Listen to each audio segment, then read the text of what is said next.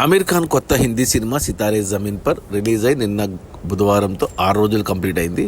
ఈ 6 రోజుల gross collections చూస్తే ముందుగా ఇండియాలో ఈ సినిమా 94 కోట్లు గ్రాస్ కలెక్ట్ చేస్తే ఓవర్సీస్ నుంచి 34 కోట్లు గ్రాస్ వచ్చింది. అలా టోటల్గా 6 రోజుల్లో సితారే జమీన్ పర్ సినిమా 128 కోట్లు గ్రాస్ కలెక్ట్ చేసింది.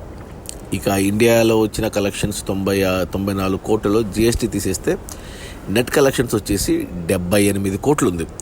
ఈ సినిమా బడ్జెట్ 90 కోట్లు అయితే 78 కోట్లు వెనక్కి వచ్చే మొదటి 6 రోజుల్లో మరో 12 కోట్లు నెట్ వెనక్కి వస్తే సినిమా హిట్ అవుతుంది బాక్సాఫీస్ దగ్గర కమర్షియల్గా. ఈరోజు గురువారం వర్కింగ్ డే.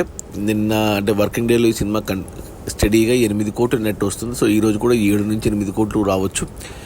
సో రేపు శుక్రవారం కొత్త హిందీ సినిమా ఉంది కాజోల్ది మా అనేసి. సో కలెక్షన్స్ కొద్దిగా తగ్గొచ్చు, బట్ శని ఆదివారంలో మళ్ళీ పెరుగుతాయి.